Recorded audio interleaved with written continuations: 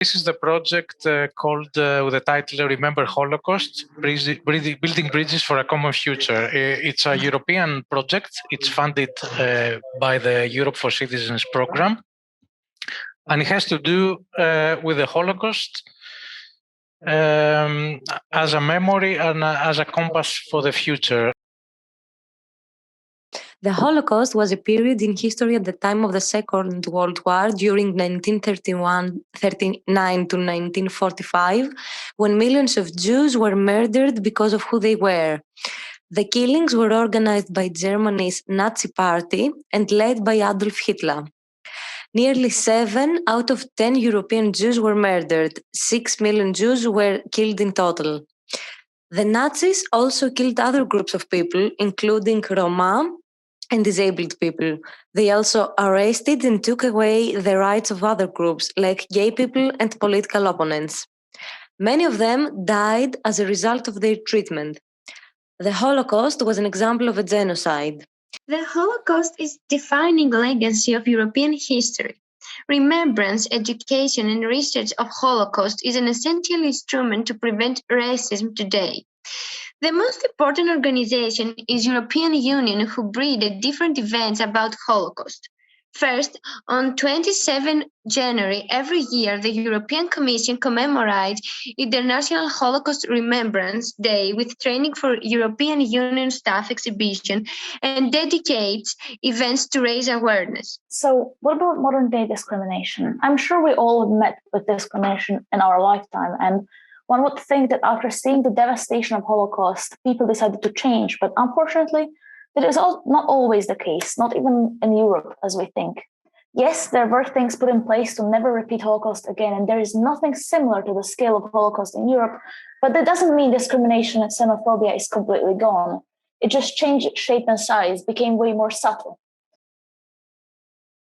Hitler was an army political agent. He joined the small German Workers' Party in Munich, and once joining the party, he found it ineffective.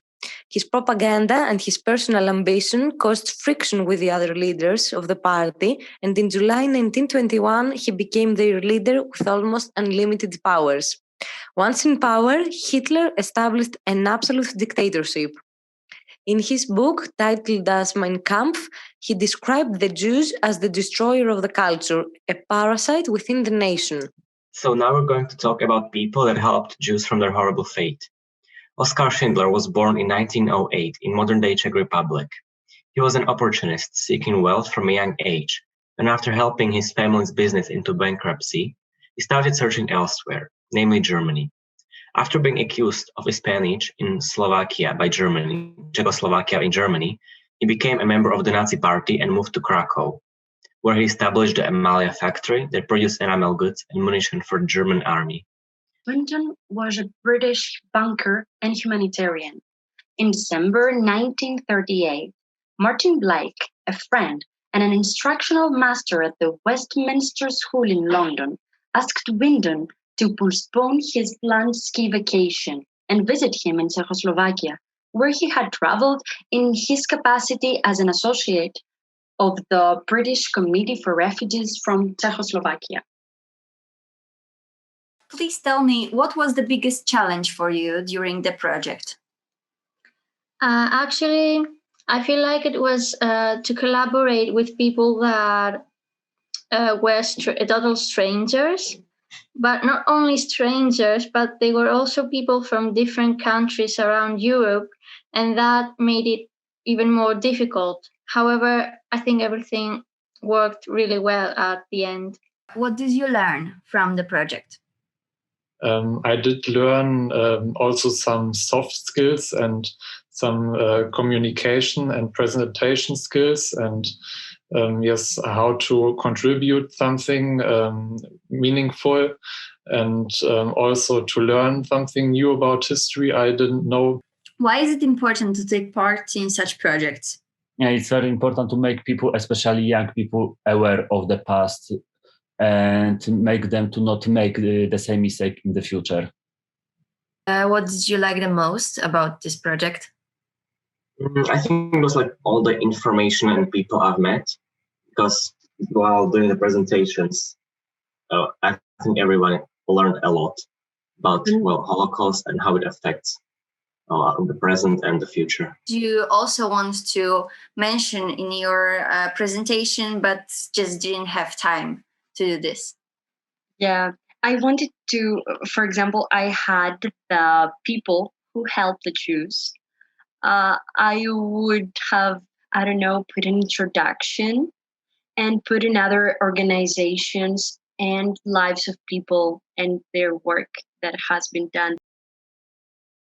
Impact that we sought in achieving. We managed to bring a lot of people together into understanding more about the Holocaust and straightening out a map. As I say, I use it as a map that in the future we should accept more tolerance.